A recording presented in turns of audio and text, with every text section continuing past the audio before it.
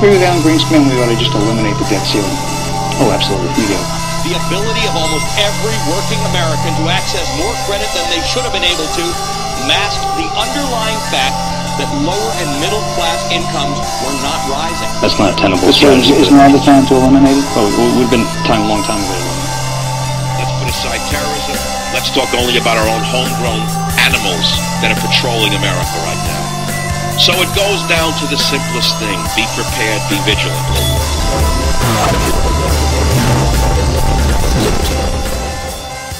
Oh, Saturday mornings, early, 4 a.m. There's something about the 4 a.m. wake up. I know what was it? I don't know. A few months ago, I started this late night working kick. And I told you guys about it because for the better part of the 2 years, the past 2 years, for the better part of the past 2 years, I've been doing a 4 o'clock in the morning wake up.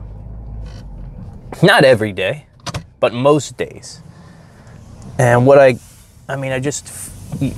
those 2 hours in the morning are so precious. They take incredible amounts of willpower to grab, you know what I mean? But when you grab them and you hang on to them, they're there for you. That's the thing about 4 to 6. 4 to 6 is always there for you if you have the discipline to go get it. And if you have the discipline to go get 4 to 6, it sounds silly, but your whole world opens up then, no matter what your situation is. Unless, of course, you're third shift guy, or there's always a circumstance it doesn't work with. But for the average person, the average 9 to 5er, when you teach yourself to get off that phone and get to bed, and you wake up at 4 o'clock in the morning and you see like the supernova of potential from 4 to 6 or 4 to 7, whenever you have to either leave or whenever the kids wake up. I'm just telling you, that's how I built what I have. I built it from 4 to 6. I mean, I work a whole day of work, don't get me wrong. But after a certain hour, I have coworkers. And I have coworkers that are just as crazy as your coworkers, except mine do things like shit their pants. Mine do things like spill cereal all over the floor. It's a different thing. But I definitely have coworkers after a certain hour. And from that 4 to 6 time frame, man, it's just amazing what you can do in 2 hours. You sit down and you look at your list of goals and things you want to do, and I want to get out of this job, and I want to start a business, and I want to pursue this thing or that thing. You're like, whoa. Because 4 to 6, you can also eliminate other things that you do later in the day, right? You wake up at 4, all of a sudden you got all this time. What do I need to do? I need to walk the damn dogs. Okay, well, I can go walk the dog. I got to clean this. I got to organize that. I got to finish this project. And you get it all done before anybody even wakes up. Not only that, then you don't have this like murky morning where you just kind of fuzz into the family. You know what I mean? Like you wake up at around the same time as the kids, around the same time as your wife, and you guys are all just kind of fuzzing. Just kind of fuzzing and fuzzing around together. It's kind of like the best way I can explain it, right? Everybody's foggy and fuzzy and nobody's really happy yet. You want coffee, you want food. The kids want entertainment. They want, You're up, man. You're dressed. You probably put some reps in already, the workout. We're going to talk about fitness today a little bit because I have some new revelations that I've been messing around with my fitness. And since this is going to be in October, for those of you who don't know, October has been Urban Survival Month. That's been the theme for this month. I'll tell you about next month's theme on next week's live show at prepperbroadcasting.com, so come join us there if you haven't. That's been really the bulk of the urban survival content through this month, so I'd encourage you to go over to prepperbroadcasting.com, listen to those shows as well. I usually throw them in the newsletter, so you can sign up for the newsletter if you want, and sometimes I even post them at the website. The website, I Am Liberty Show, has some incredible content up on it. It really does right now. There's some good stuff up there. Building a base defense for your neighborhood. I wrote a great article about killing the Vikings and how that relates to community level preparedness. Just good stuff, man. I'm on fire. It's the holidays. I'm living life. I'm loving it. Listen, me and Lady Liberty went out last night. We rode roller coasters. We went in haunted houses. And, you know, when you get out with your wife, man, it's so critical to get out with your wife. Just your wife. Even if she doesn't like you. Because you can trick her into liking you again. It's... No, I mean, seeing her last night was absolutely, I mean, to use a modern term, it was epic. It was epic, you know, the drone of everyday life, of day-to-day life. And my wife is a woman who lives on 10, dude. It's like, she lives on 10. There's no one else like her, period. There's no one else like, I was actually sitting around, and I wanted to tell her this first before I mentioned it to anyone else, but who cares? You know what I mean? She probably knows it already. But I was sitting around, it's a weird thing to think about your own wife. And I was sitting around thinking about her the other day, maybe, I don't know, a couple weeks ago. And I was thinking about her will, and I was thinking about her morality. And listen, she's not perfect. She's a woman, right? Just a human. She's a spectacular one, in my opinion, but I was thinking to myself, is my wife the strongest woman I know? And she is. And that's a wild thought to have, right? She can't say the same thing about me. And not a lot of people could say that type of thing about their spouse, but Lady Liberty is literally, in more senses than one, right? More. It's a culmination of things, right? Is she physically the strongest woman I know? No. But when you talk about the game of life, when you talk about will, when you talk about love, when you talk about morality and those type of qualities, I mean, I really was sitting there like, whoa, she's the strongest woman I know. Like, she's unflappable in some regards with life. It's crazy. I mean, when I really be honest with myself, I owe at least a third, if not more, of my physical fitness to her undying will to get to the gym. You know what I mean? Because I'm going to be honest, there are nights I go to the gym and I have a great workout, and when I leave that gym, I feel like I could take over the world. But on the way, I'm cursing my wife. That's serious. I'm in that car and I'm like, oh, I do not want to do this. Why does this woman want to go out and do this tonight? This is crazy. We should be at home playing Cupheads. We should be at home playing video games. But yeah, man, you come out of that gym, especially on those days when the resistance is coming for you. You know what I mean? When the devil is on your shoulder and you're like, just stay home and eat Pop-Tarts. Man. But anyway, we got out last night and we had a ball. And I just I don't know how many of you out there are struggling with that. We went through a dry period, which is why I'm bringing it up. Because we were dependent on our gym. See, our gym had this great program where they let you drop the kids off. Parents go out, you come back after a few hours, 3 hours, something like that. And yeah, you get a date night, you know, and they did it about once a month, and we were there consistently. We liked it. But yeah, we changed all that last night. We brought a babysitter over to the house, someone we've known for a very long time, has known the kids for a very long time, and it was kind of a perfect fit.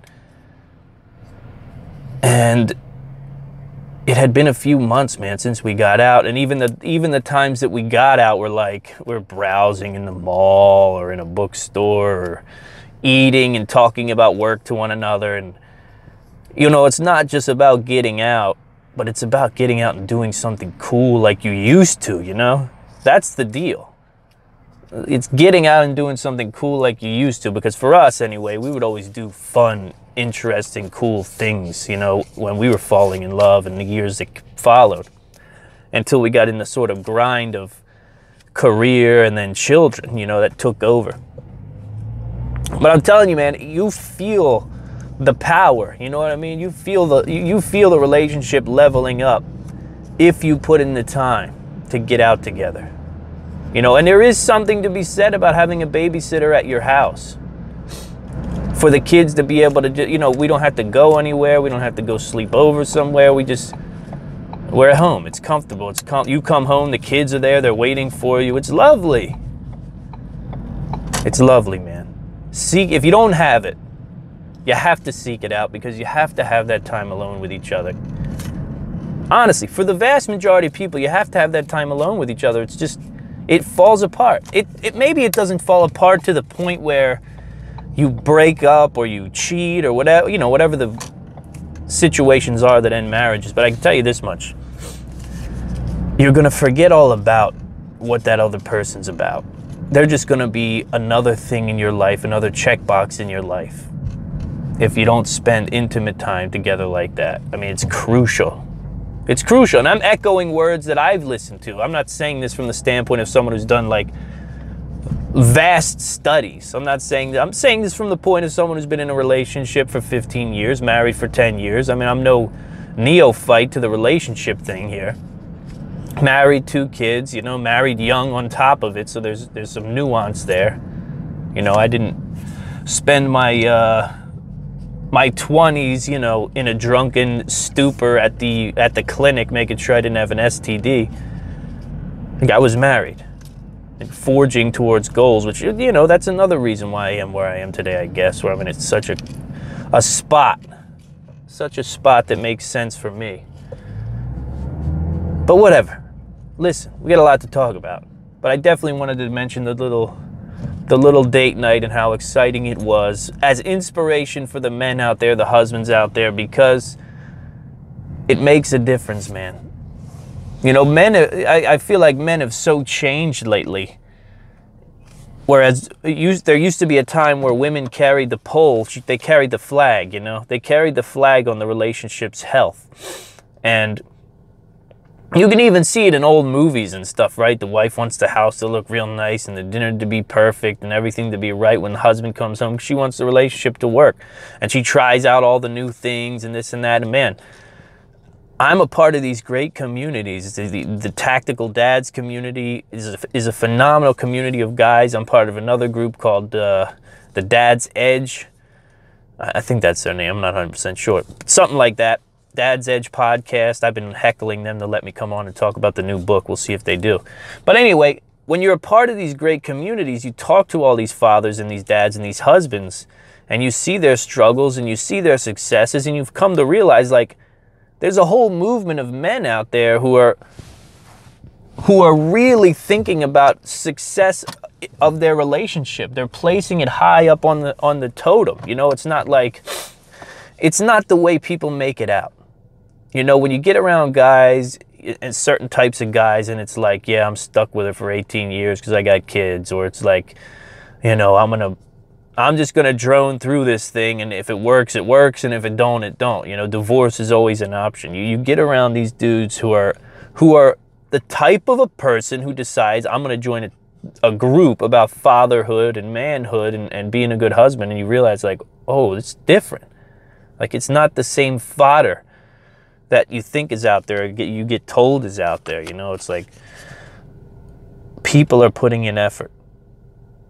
You got to recognize it, And there's no substitute for it. You can't buy them things. You can't, there's no substitute for you and me out laughing, having a good time. And I'll tell you what else, and then I'll get off the subject because I didn't mean to really make this a massive diatribe, but I know there's a lot of people out there who are struggling. I know there's a lot of people out there who don't want to get divorced, right? They don't want divorce.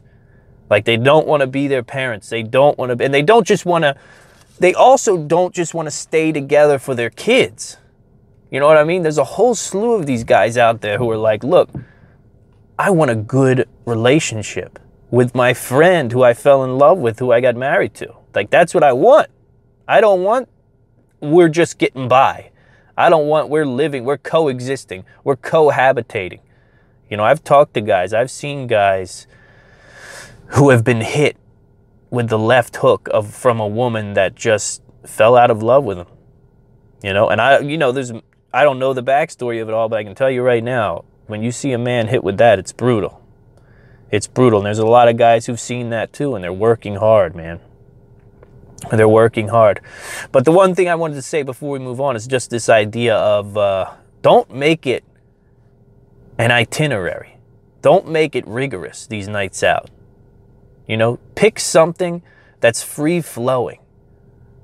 Pick something that you can go, like a museum, like a walk-through style thing. Don't be worried about reservations and times and dates and we got to be here at this time. That's life every day, man. That's life every day for your wife. That's life every day for you. I got a meeting at this time, a call at this and that, but now we're going to be late. I don't want to be late. I don't want to be too early. Take my word for it and work up a nice free-flowing evening. You know what I mean? Botanical garden. Go see something. Go see some history. Go see some art. Go walk in the woods. Whatever it is. Make it a free-flowing experience. So you can get there when you get there. You can leave when you want. And man, and you could focus on just being together and having fun. You know, laughing and joke and make fun of people you don't like. And have, have fun. Have fun with your wife, dude. You got to do it. Let me put it to you this way, and this is how we'll end it. Have fun with your wife or someone else will. I know it's harsh. It's a scary thing to say, but it's truthful. I've seen it. Have fun with your wife or someone else will. Let's move on. It's the I Am Liberty show, folks. What do you want? I put a title on a podcast, and it turns out we're 45 minutes into it. I haven't said one word about it. That's the way the show goes. I'm sorry. Either you come here for it or you don't come here. Right? Isn't that the way it goes? I'm all hopped up, man, on coffees. I've been up, like I said, since 4 o'clock. Coffees, swinging kettlebells, sit-ups. You know, what else was I doing? Leg lifts, the whole 9 yards. Just pumped for life, man. It's Saturday. It's Saturday. I got the Christmas hook to carry around. I'm proofreading it. I'm shaving it down and smoothing the edges, and it's beautiful. The book is beautiful. It really is. It's a new Christmas classic. That's all I can tell you. You're going to read it, and you're going to say, oh, we're going to read this every year. Fit theories. Fitness theories that I'm playing around with. Nothing big. Not massive stuff. Not massive revelations, but I want to talk to you about 3 of them real quick. Because whether you know it or not, fitness is a big part of me. That's why Healthy Americans is one of the pillars of the I Am Liberty show, right? It's one of the 4 pillars. Because eating healthy has always been a big part of my life, right? Supplementing is something maybe about 5 to 8 years ago I started doing. Only about 5 years have I been really doing it seriously with things like vitamin C, fish oils, you know, daily multivitamins, that type of thing, essential oils. But Healthy Americans are important to me because it's a goal and it's a place where we all need to get. So fitness is a huge part of that. My wife, like I said, fitness and that. And, you know, when you're, what is the thing? Iron sharpens iron or whatever it is. That's kind of the lifestyle that we live. So I'm always playing around with workouts. I'm always doing different things. You know, you can't get in a rut when you work out or it doesn't work. It's pointless. But one theory that I've been testing lately that I really like, and I like this from a fitness standpoint, and I like this from a mental wellness standpoint also. For a long time, I've been contemplating how often should I be working out? You know, and a lot of people think this too, right? Some guys are like, yeah, I'm a 3-day-a-week guy. I'm a 5-day-a-week guy. I'm a 7-day-a-week guy. And whatever works for you, works for you. But I get anxiety, man, when I don't do what I'm supposed to do. You know, for a long time, I was doing 6 days a week hard. Like, let's do 6 days a week, and we're gonna run 2 of those days, and one day's gonna be sprints, one day's gonna be long distance run. We're gonna 5x5, 2 days of the week, do yoga, and then do some sort of a, whether it's a kettlebell or a kickboxing workout. You know, that was kind of my deal. And that doesn't work for me, man, because sometimes I miss. And I realize that the devastation that happens when I miss, and sometimes it's out of my control because I have little kids and I don't have, you know, a strong babysitter set up. I get crazy. I get crazy with myself, super self-destructive, you know, not good. Not good at all. So I've been thinking about a way, like, how can I get a baseline of fitness built into my routine, into my life, into my day, where it's not crazy, it's not overtaxing on the body, It's not going to affect my family life because I'm not going to be exhausted, but I'm still also going to be able to fit in the real workouts. So what I've been doing lately is a commitment to a workout every day, low intensity. Now, I'm still working out at the gym, and I'm probably 3 to 4 days a week working out, really working out, hard, heavy weights, yoga, real kettlebell workouts, super run. I'm really digging this 5-mile run that I do on a regular basis. It's about pretty damn close to 5. Okay, I think my last one was 4.88 miles, and the route doesn't change. But what I've decided is to supplement that level of fitness with this sort of 5-day workout. This 5-day sort of workout where it's like I'll wake up and I may do one of these 3 sets of 3 workouts. You know what I mean? Or 3 sets of 10 light weights, something real, and that's it. No starting cardio, none of that. But I'm putting together real light routines. Some days I'll even just do a stretching routine, like half-hour stretching routine. And get my fitness in early and out of the way. And if I get to the gym that day, good. If I don't get to the gym that day, I did something. I got the heart rate up. I did it in a fasted state. I do it early, so before I eat. I'm telling you, if you're the type of person, right, who has a lot going on, and you're the type of person who is tight on time, and you're the type of person who knows when you fuck up, and it grinds you, and it drills into you like, man, I missed, man, I messed up, man, I did this. And to the rest of the world, it doesn't matter. You still look good, you still feel good, nobody gets it. But if you're that type of person who eats yourself up over this fitness stuff or this diet stuff, I'm telling you, work each day. Small routine, light, nothing big. You don't want to walk away from this routine like, whew, you know what I mean? You walk away from it, you put the weights down, you go back to what you're doing. Maybe you got a little heart rate increase. And that is not a supplement for your real workouts. That's what I want you to understand. This light routine 7 days a week has nothing to do with your actual heavy lifting or whatever high intensity workouts during the week. This is adding. But it's also assuring that, okay, here we go. Something happened. Some wife's working late, kids sick, whatever it is. I can't make it. I'm not going to make it to the gym today. It's not going to work.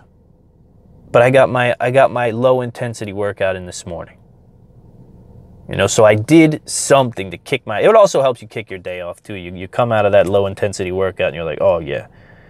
And your body gets used to that. That's the thing about doing it 7 days a week. Your body gets used to that. It's like, okay, here we go. Here we go. I know that tomorrow I got to wake up and this crazy asshole is going to be up at 4 o'clock and he's going to want to start doing push-ups and stuff. So what else? Fitness theory. So work out each day. All right, be modest with your workout. Work out each day, something low grade that is a supplement for your daily fitness, not a substitute. You know what I mean? So it's not a substitute for a real workout, but you do a little light workout every day. And yeah, it just lays a base. What else? I mean, the other 2 things that I really focus on that I don't hear a lot of people focusing on are, a lot of people are about get the most heavy weights up you can and, building. I want to get stronger and stronger and stronger. And that's great. Strength is, you can't deny strength. 2 things that I focus on all the time are flexibility and endurance. I believe in flexibility very, very much. I walk around. I'm the type of guy who I'm 32 years old. I spent most of my life on my feet cooking. You know what I mean? As a chef, it's not an easy living to make. It's not, I mean, I wasn't putting roofs on houses, but listen, it's not an easy living to make. And I have no injuries. I don't wake up with pain. There's no pain. I don't get hurt hardly ever. I work out a lot. I work out with heavy weights a lot. I run a lot. I don't have knees, hips. If I get hurt, it's boom, it's quick, it's over. You know, the recovery time is super fast. And I think the reason that I so rarely get hurt is because of my flexibility. You know, I think that working on flexibility of the lower back, flexibility of the hamstrings, the hip flexors, these things, these areas that are prone to getting hurt. You know, when you go through the vinyasa flow, and you might laugh, you more tactical guys who listen to this show, you more hard-ass guys out there, when you go through the vinyasa flow in the yoga progression, you hit all of it. You know, so you can naysay about yoga all you want, but you get in an up dog or you get in a cobra position and you put a stretch on that lower back that it primes you for the rest of your day. Your core knows, like, okay, I'm loose and I'm ready. You know, and if something happens, and just so you know, like, the vast majority of the time I get injured is hitting the heavy bag. But I never injure my hips. I never injure my low back. Throwing knees, throwing a lot of kicks. It doesn't happen. I twist into a lot of things. Usually it's like elbows and neck, to be honest with you. And the neck, I don't really stretch that much. I probably need to include more neck strengthening and stretching in my routines. But I'm telling you, as you get older, man, flexibility. I have a theory about yoga. I think yoga is something you do, you know, a couple times a month or once a week at this age. And I think you up the yoga as the age goes up as well. So the older you get, the more yoga you do.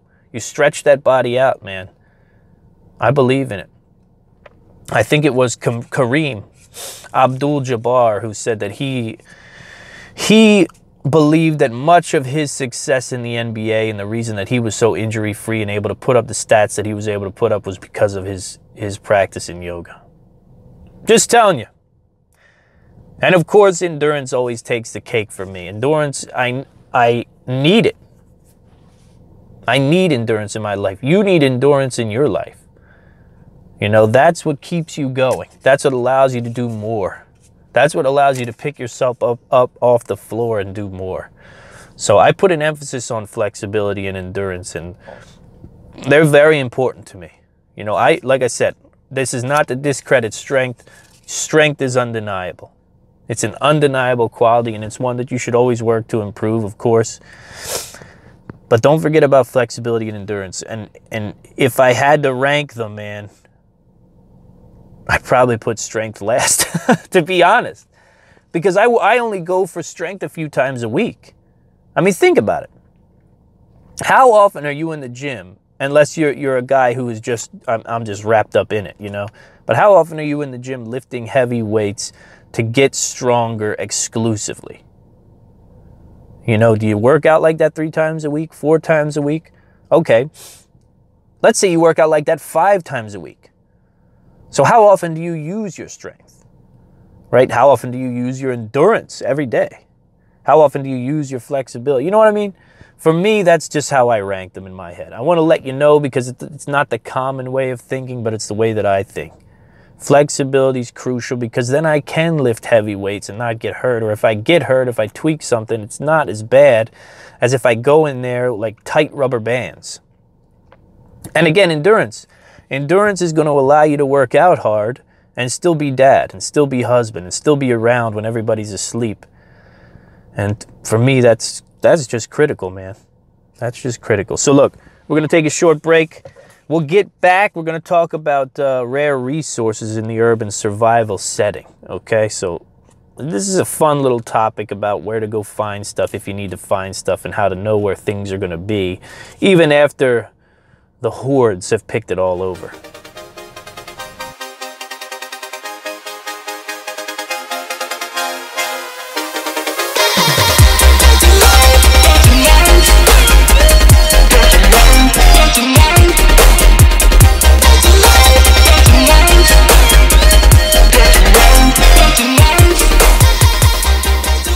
Welcome back, folks. So this month was the urban survival theme. October was urban survival month. Don't get upset. These months are not going to change. You can go back and listen to any of the podcasts that you want that we've covered all sorts of stuff on. The second week in October, I was on vacation, so we did something that is decidedly, it was a replay, so it was decidedly less about urban survival. Still, we have a great month full of content, and I always say we, but there's nobody in this thing but me. I decided to make the jump to theming the months in a way to both keep myself focused and also to be able to offer you guys a more sort of comprehensive package overall. And also to offer sponsors a comprehensive package overall. You know, so this way I can poke an urban survival theme on the month of August, and I can assure that I can get you resources that are focused, links that are focused. I can write articles in conjunction with my theme. I can do all sorts of things based on that theme. You know what I mean? I'm also going to, I'll be transparent as possible with you guys. I'm going to have affiliate links that are geared towards that theme of the month that are going to be used to generate income for the podcast. I'm also going to do giveaways that are geared towards those themes each month. And this month, October, we're doing a pumpkin carving contest. And I announced it Wednesday night on the live show. But for those of you who don't listen to the live show, I don't know why you wouldn't listen to the live show. You don't have to listen to it live to listen to the live show. But listening live is very fun, and I always integrate the audience in the live chat room. You can call into the live show. It's a lot of fun. It's a very different look at I Am Liberty because it's 2 hours long, and it really allows me to get into where I want to get into mentally. A lot of times I'm a little tired and a little loopy, and it's fun. It's a good time.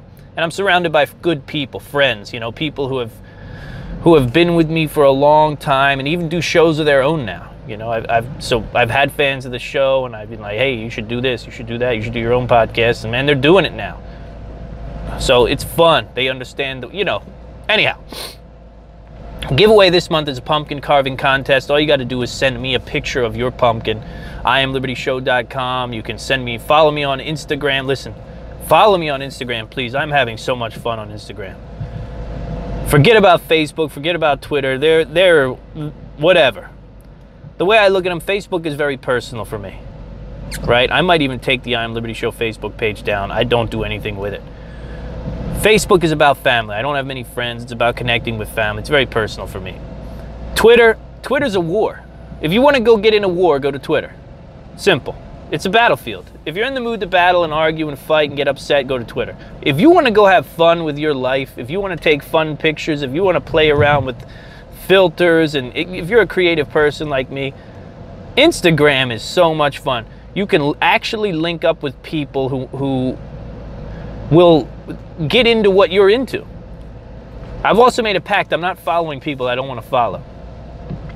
You know, I'm not doing the follow back thing. If I follow you and that means I want to see what you got. If you follow me, that doesn't mean I'm going to follow you back. I'll check your page out. If it's stuff I want to see on a regular basis, I'll follow you. But I'm not going to have 1,000.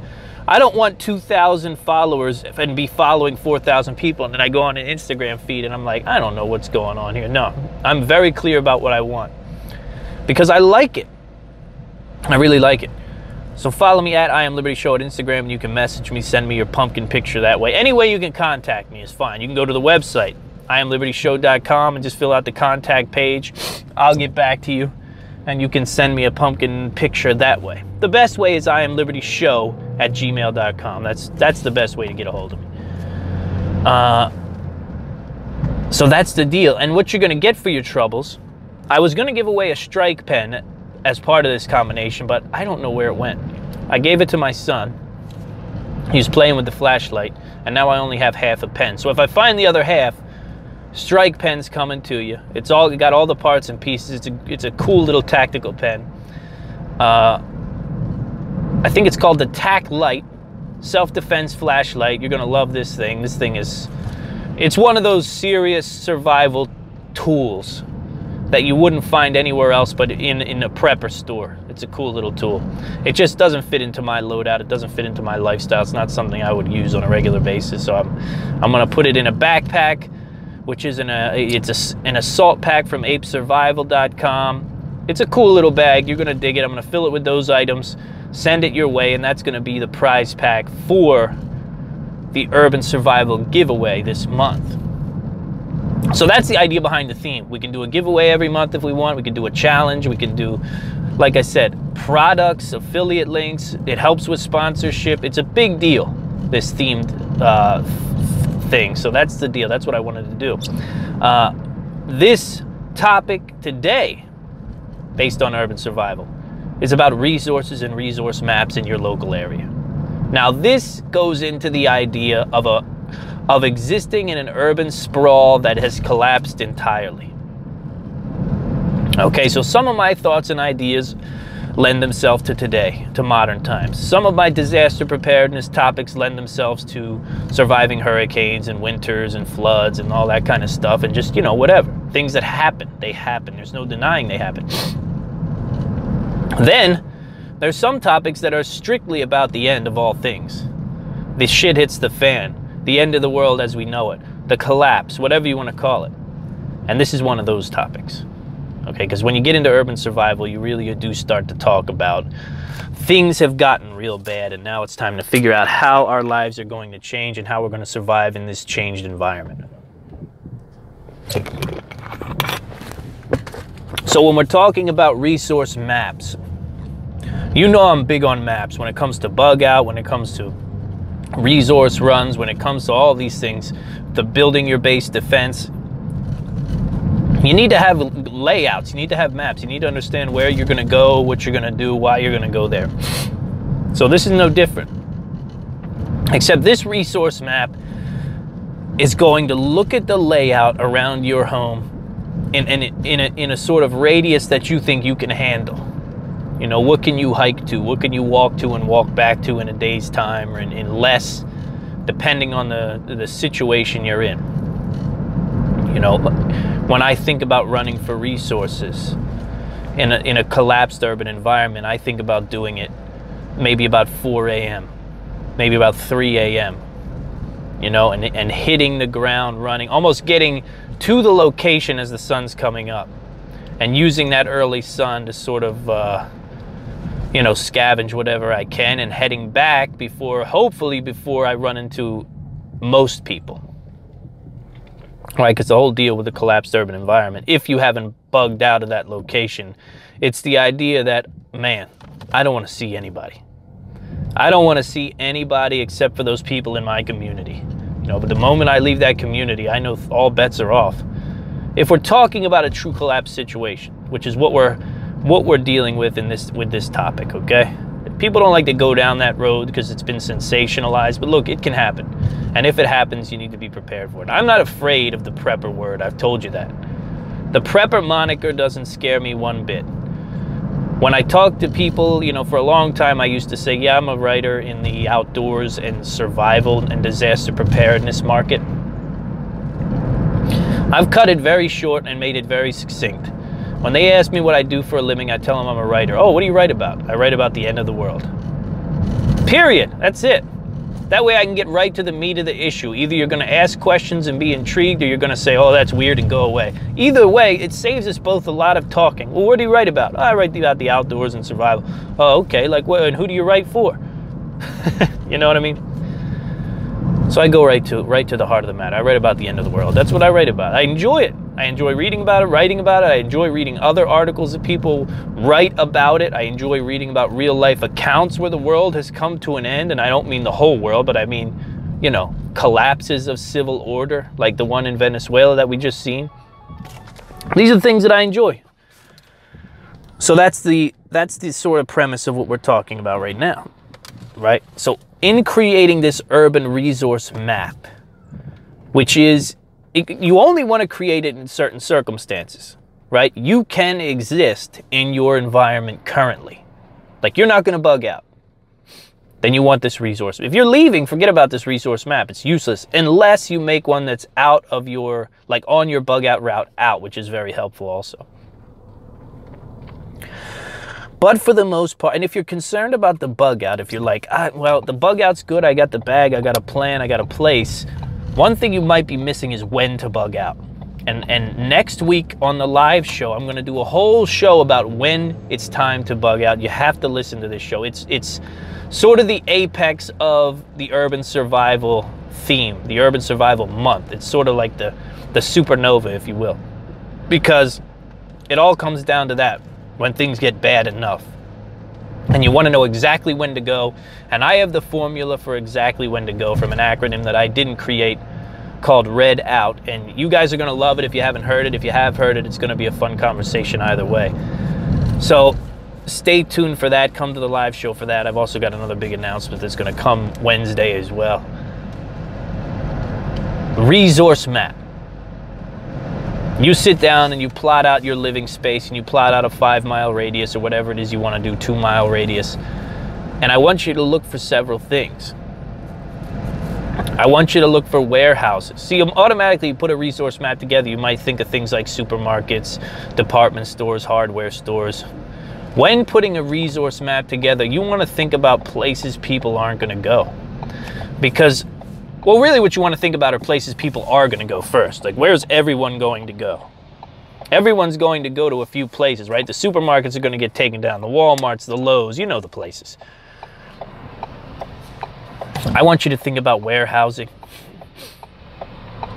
I want you to think about business parks. Business parks are a big one, because there's going to come a time, if a disaster like this strikes, when people decide they're not going back to work. And everything in the break room, everything in their desks, everything in, there's going to be a lot of stuff in those business parks, and not a lot of people are going to be thinking, hey, business park. Like I said, they're going to be thinking retailers. They're going to be thinking these big places. Scrap yards are another great place to go to scavenge. Right? You're going to be able to find all sorts of things that can answer problems for you. But these old warehouses and these business parks, you want to mark these up. And whatever else you can think of that might be something similar in a situation. Who's getting evacuated? Are people getting evacuated? If they're getting evacuated, note it and map it. Right? These folks are evacuating. These people are leaving. They're leaving things behind that you might need to survive. This is in worst case scenario, everything is falling apart sort of situation, but you have to understand it still. You have to have it written down. You don't want to be guessing. You don't want to be waddling through marshy woods in a collapse trying to find a building that might have some food in it or some water or some first aid. But you can bet your bottom dollar every single office park, every single business park that doesn't have food, right? That food isn't part of what it does, there's going to be food there. There's going to be first aid kits there. There's going to be other resources there. There's going to be toiletries there. There's going to be hygiene items there, right? What office do you go into that doesn't have sanitizing hand gel and soap in the soap dispensers? You want to talk about gold in a prepping situation.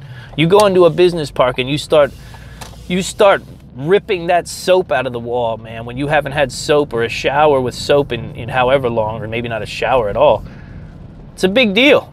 Personal hygiene and cleanliness, right? Waste management in a serious survival situation is a big deal, a serious collapse situation.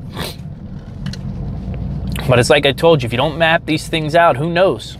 Who knows what? You may have a resource right around the corner you're not even thinking about, because you're thinking about, where can I get parts? Where can I get food? Where can I get clean water? But there's resources hiding. They're hiding all around you, but you have to map them out. So I wanted to bring this topic up. I wanted to talk to you about sitting down, mapping out a radius that you feel comfortable traversing, and jumping into it. You know, I like color coding. Color coding is my thing. So I'll put a map together and I'll look that map over and I'll do color codes for what resources I think might be in that location. And I don't even pay attention to Targets or retail stores, or not even restaurants. You know, for those of you who don't know, you could find a slew of canned goods in the back of restaurants, but you got to be careful. You know, you never know what's going to be there, what's going to be left, who's going to be in there waiting for you. Something as benign as a business park's place people don't want to be anyway. You know, you lay in wait, you watch that thing for a few hours, you're going to be able to tell whether or not there's somebody inside of it or not. And if you're lucky enough that there's not, there's a lot more in there than you think. You know, you've got a business park and an office that holds 100 people, 100 cubicles, 100 desks, however many desk drawers, whatever types of things you could find in there. Listen, I'm telling you, it's a resource. But it's only a resource if you look it up and you try to figure it out and you try to utilize it. So sit down, create your resource map. All right, create your resource map and picture those places that are hard to find. All right, I think that's all I got, folks. Talk to you soon. James Walton with the I'm Living.